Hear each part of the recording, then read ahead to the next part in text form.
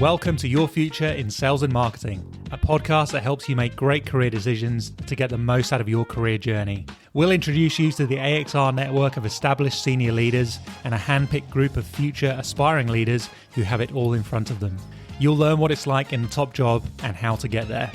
Your hosts from AXR's specialist sales and marketing recruitment team will also land bonus episodes for you on how to work with recruiters, write a resume, and smash an interview, as well as our very popular market updates.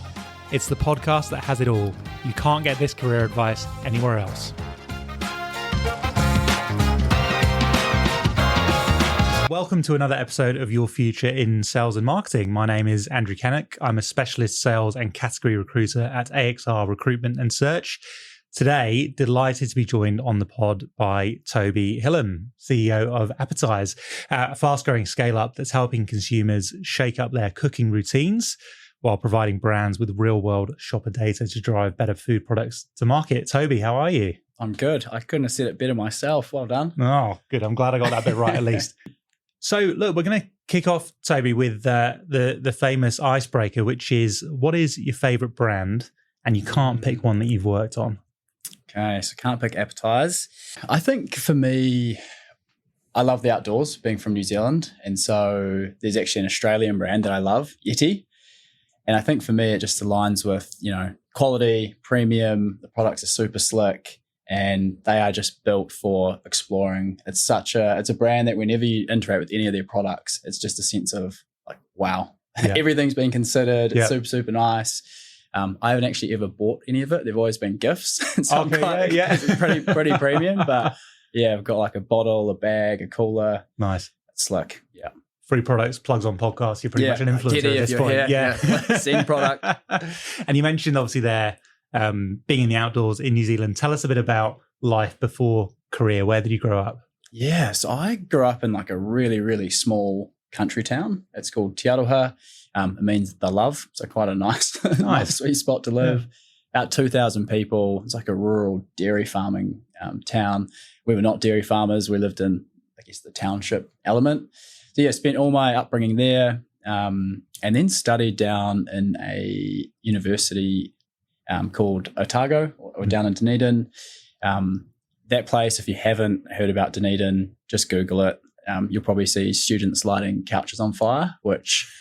Don't ask me why they do it. It's just this like super weird tradition where you have this high concentration of students who, for whatever reason, love lighting couches on fire and having a good time. So, yeah, spent time there. So it's just like quite a random upbringing. Been lucky to live all across New Zealand. And I just, made the big jump over to Sydney now. So it's kind of going from smaller and smaller up to now like a city the size of our whole country. It's a little bit different. Yeah, don't set any couches on fire here. You'll get in trouble. You'll get in trouble. Yeah. So in terms of the career journey, you've had quite a unique one. So from running a business, fixing up student flats to a role with a travel business, and then you've launched multiple startups. What first sparked your interest in business? Yeah, I get asked this all the time. And since being like super, super young, I found myself finding if something was like really annoying or inefficient, unnecessarily expensive, or just done in a really weird or unstructured way, I would kind of go, I wonder how that could be done differently or faster or more efficiently.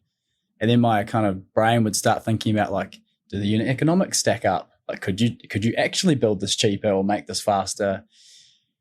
It turned out, 15-year-olds don't think like that.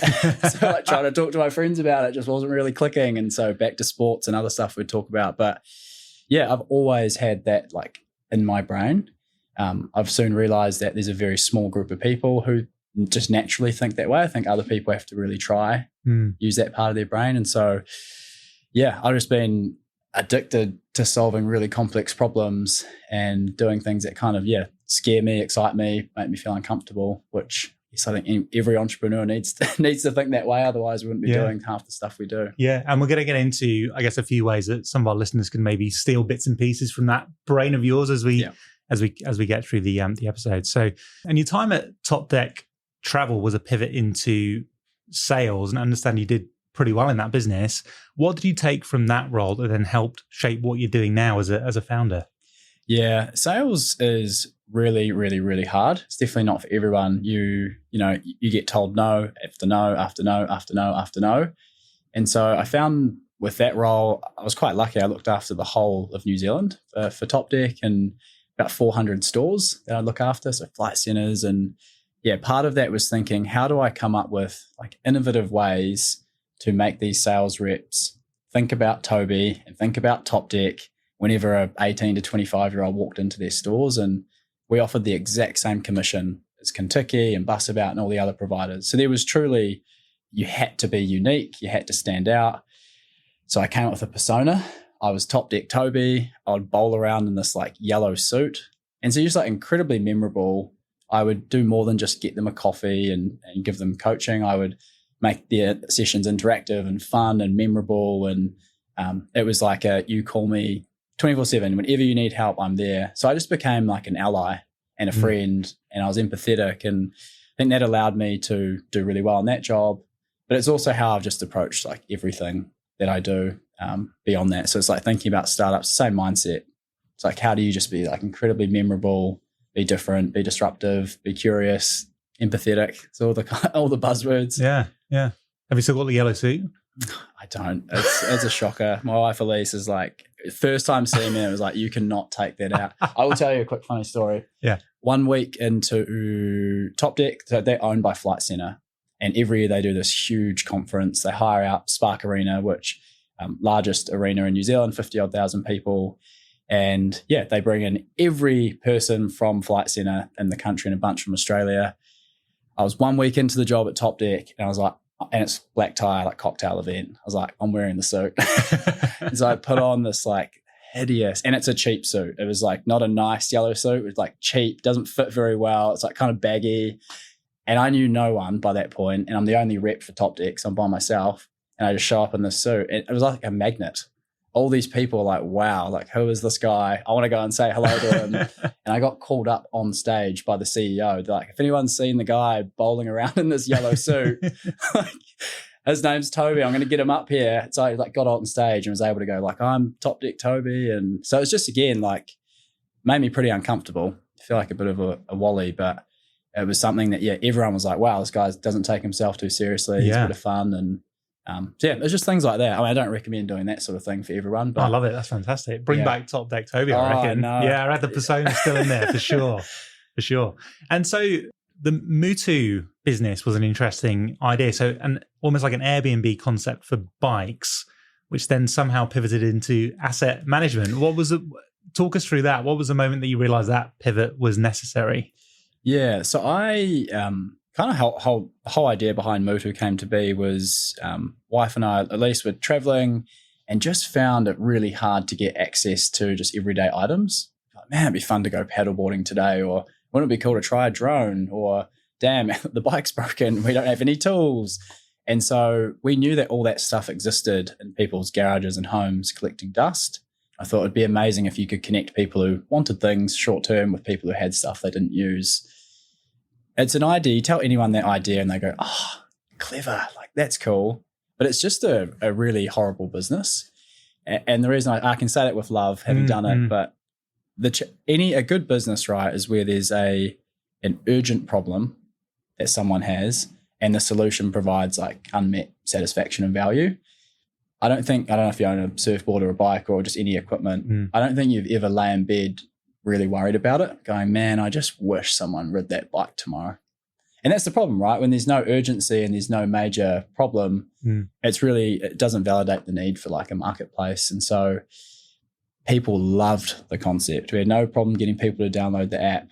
But yeah, there was no need for transactions at a high enough velocity. So the big problem that is urgent is when you're a large construction company and you have millions, if not hundreds of millions of dollars of assets that sit idle. It's incredibly inefficient and incredibly costly. So if you can get 15 or 20% of those assets working a little harder and being optimized, you're talking about like millions of dollars of efficiency. So yeah, we spoke to hundreds of companies across sports clubs through to largest construction company in New Zealand. And it was obvious that they had a far greater need that was urgent. And so yeah, made the pivot. the trusted startup pivot into B2B. Yeah. So it was quite hard because I was really proud of that company. And I love working in consumer for some reason. And yeah, it's kind of an ego thing, right? When you kind of admit that it just failed, which sucks, but also like the business would die if we didn't pivot. So made the hard decision, and yeah, it's thriving do what was now. necessary. Yeah. Well, what you touched on there in terms of people downloading the app, but then not necessarily following through, probably talks a little bit to what FMCG businesses struggle with sometimes with consumer insight, which is the difference between consumer intention and consumer action. Totally. And we might even touch on that when we come on to sort of Appetise in terms of quality of insight. So fast forward to 2021. So you've exited Mutu. Looking back, what was the biggest lesson you took from that experience that shaped how you then approached Appetise? Yeah, I think for us, it's you just need to ensure that you are solving like an unmet need or providing something that solves like a real meaningful problem for someone. And we didn't have that at the start with Mutu. We certainly have that now. Like where the business is now, there's a very clear problem that people are seeking. And kind of the tech startup space, we call that product market fit. And it's kind of just the absolute must have for any business to do well. And it's really, really hard to get there.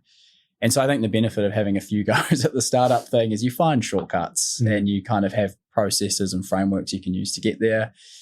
I think what we learned is, how do you build something that is really intentional and you kind of always have the heart of the customer in mind? And I think that, and we'll get to it, I think, shortly with Appetise, but we're so fortunate in being in the tech business that we have millions, if not billions, of data points on people who use our products, and we can understand what they love, what they really dislike, where they're getting stuck, what their intentions are, and we can basically use that consumer voice to shape the future of our roadmap, continuously building things that people are going to get value from, which is something that if you have the ability to do so, unmatched. Yeah. And for those coming from the outside, FMCG it's a really tough space to disrupt. What's been your approach to winning over brands and getting them to adopt Appetise? Yeah, it's we hold this like disruptive posture, and I think one thing that's worked in our favor is I think brands typically are working with a lot of large industry incumbents. I mean, the retailers are these huge monopoly beasts that, typically are pretty harsh to deal with. You've got the likes of Circana, Nielsen, Kantar, these just huge industry incumbents who move like snails and, really old school in their thinking. And I think it's quite refreshing. They work in a fast-paced industry, and you have this startup who can ship new features weekly, and they actually care and listen, and they go out of their way to deliver value. And we've got a team of 25 people who are just like, they show up to make their lives easier. Like, that's why we exist. And I think marketers and salespeople, they kind of resonate. They're like, I'd love my life to be easier. Appetise, what can you do? And so, we're 10 times cheaper than our competitors. We're 10 times faster. And so, we try and make it a no-brainer. And I think these people in FMCG, they make so many decisions every day. They want something that's easy, that's designed for them, and that they can like present back to the business and look like a rock star. Yeah. And that's kind of how we try and show up. Great. I think that the time is perfect for it as well, because businesses are just looking for that competitive edge. Like it's tough out there, right? It's an increasingly competitive landscape. So Appetise has now grown to serve over 70,000 households across New Zealand and Australia. What's been the biggest challenge you found in scaling the business to this point? There are thousands of places you can find inspiration for food. And so I guess like for those who aren't familiar with Appetise, we basically have a consumer platform where people get served up personalized recipe inspiration. We transform those recipes into a shopping list, and then we let you shop those recipes through our platform. So through Coles, Woolies, and the New Zealand supermarkets. And, it's free and consumers love it. However, people have their grandma's cookbook. They have TikTok, they have Pinterest, they have Google, they have ChatGPT. They've got millions of places they can go for inspiration. So I guess our job is, how do you kind of capture the hearts and minds of people who maybe have a recipe repertoire or are stuck in their ways?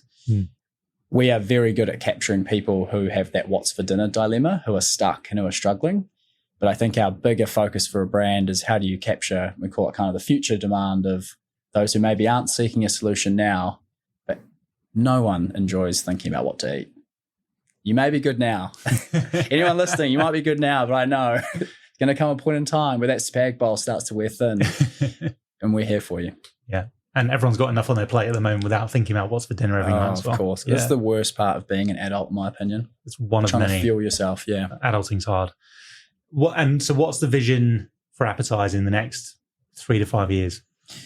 Yeah, so I guess like the company's mission is this whole idea around democratizing access to insights for FMCG companies all over the world. And as we've been very fortunate, we work with lots of really, really large companies, Kraft Heinz, Nestle, Fonterra, and they have access to they have like data coming out of their ears, and their problem is like not being able to utilize it, right? Whereas your small brands, mum and dad brands, or your kind of emerging challenger brands, they don't have that luxury. And often the data they need to make the right decisions or to de-risk huge strategic bets is just out of reach. They either don't have the resource to use it properly, or it's just too expensive. And so in our eyes, we go, what if everyone had access to the information they need to make good decisions and to de-risk bets and to introduce products to market that people really want? What would the world look like? I think in New Zealand, I'm not sure it's as bad in Australia, 80% of NPD fails within 18 months. So it's incredibly expensive. It's the only way for consumers, it's the only way for brands to grow is to introduce new products and get into new occasions and new categories. And if 80% is failing, I mean, something's broken. I've heard it as high as 90%. Oh, there we go. It's really, really tough. Yeah. And are you finding, is that what businesses are mostly using Appetise's insights for, is in the innovation space? Yeah, so we sit across 3 core pillars. Innovation's huge for us. And if you think of every kind of data set available, it all is historical. It's looking at what has happened. And I think we provide this unique lens of the future. Like what do Australians and Kiwis care about? Why are they buying things? Why are they cooking things? What are their motivations and needs? And how do we help brands start to think about the future a bit better and get set up for it? So we have been helping across the full innovation lifecycle, from understanding key trends, testing NPD, hypothesis or theories, testing flavors on platform, and then pitching it into the retailers. So the whole thing. The other 2 pillars is category reviews. They're just must wins for brands, right? It's brutal and it's ruthless. And so the retailers have more insights than you could ever imagine. But what they don't have is what's happening outside of the store.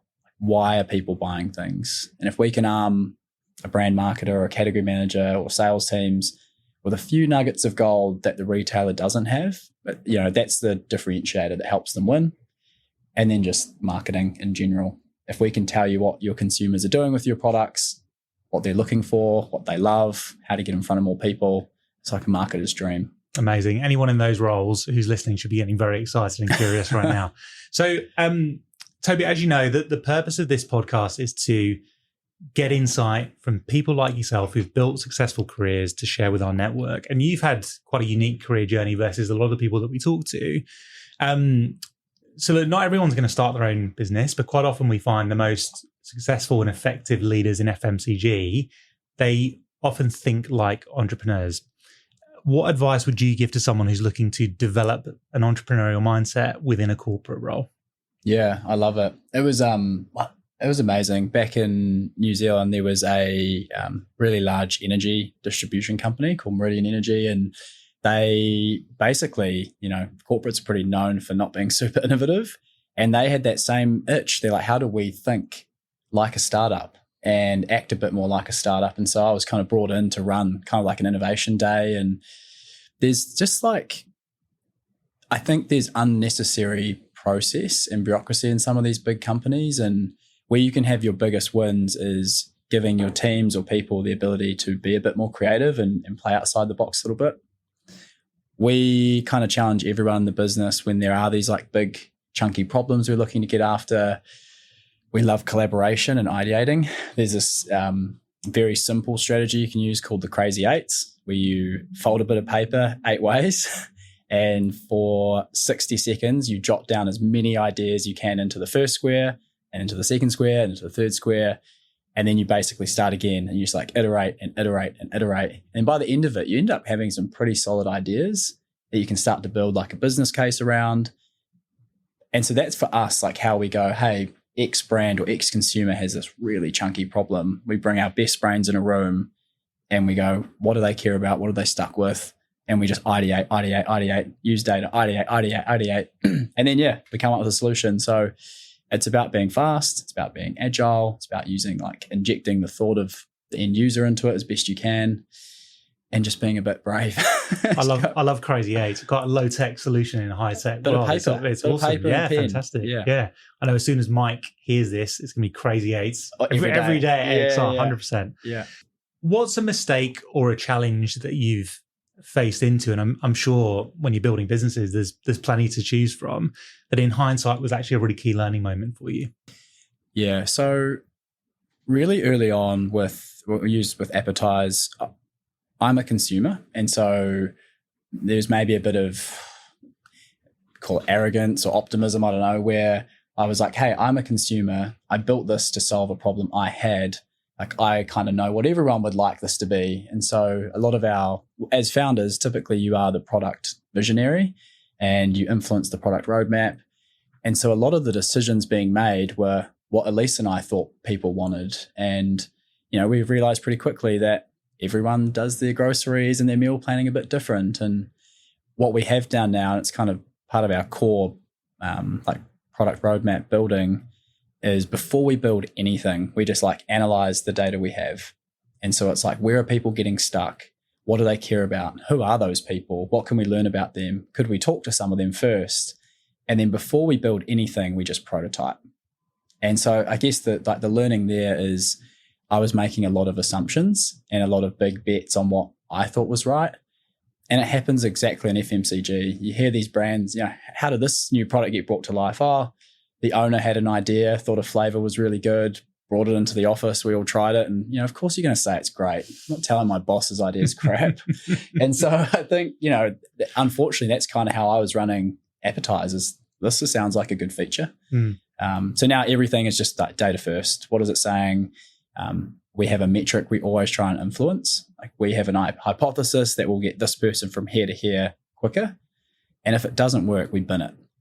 Which, it's you get pretty ruthless. It just like, hey, it has to influence the right metrics, otherwise it goes. We just go again. Love it. And there's so much data we have at our fingertips now. There's never really an excuse for not finding a data point to try and test what you're doing. Totally. Yeah. And finally, if someone listening today is thinking about launching their own business, what do they need to focus on from day one? Love this. So there's kind of like two parts, and we were chatting about this slightly earlier, so I'm going to try and weave it in here. But I just use this concept of future casting. It's every decision I ever make. I go through this process of I look as far forward as I possibly can and go, where's the end goal I'm trying to get to? And then I just work backwards and I go, can I get comfortable with like all the things that might happen along the way? And if the answer is yes, then I like really back myself to do it. So that's kind of step one is getting real comfort in any of the possibilities. The second side of it is just any business, you just need to really focus on what you're building the product, who you're building the product for. If it's a product or any kind of solution, is like, who is the person on the other side of this? What do they care about? What's important to them? What other solutions are they using? I think we as humans typically jump to solutionizing very quickly. Take Mutu, it's like, this is a great idea, but it just wasn't solving a problem and I didn't have enough consideration for the people on the other end. I just wanted to build a fun app. And I think a lot of people in business go that route. They really start with the solution. Alongside Crazy Eights, there's another great framework to follow called the 4 Ps. We use it in our business every day, where you think about the persona, like who are we actually building this for? What is the problem that they have? And the problem needs to be urgent and it needs to be really important to them. We then think about the promise. So what is it that we are going to provide them? What is the promise we're giving them that's going to help them get confidence that their problem will be solved? And then the final one's the product. So how do we kind of deliver that promise? And it sounds really simple, but it's a great exercise to walk through around like, who is this for? What do they care about? What are we providing to them and in what format? Yeah. And it's so easy in any business, and particularly some, medium to large FMCG businesses, to get so trapped in the four walls of your business. Yeah. And forget about the people you're actually selling to. The great actionable insights people can take away today and implement straight away. Where can people go to learn more about Appetise and to connect with you? Yeah, so love chatting with people on LinkedIn. So I'm just at Toby Hilliam. Please connect. I'd love to have a chat. And then, just appetise.io. All our information's there. Awesome.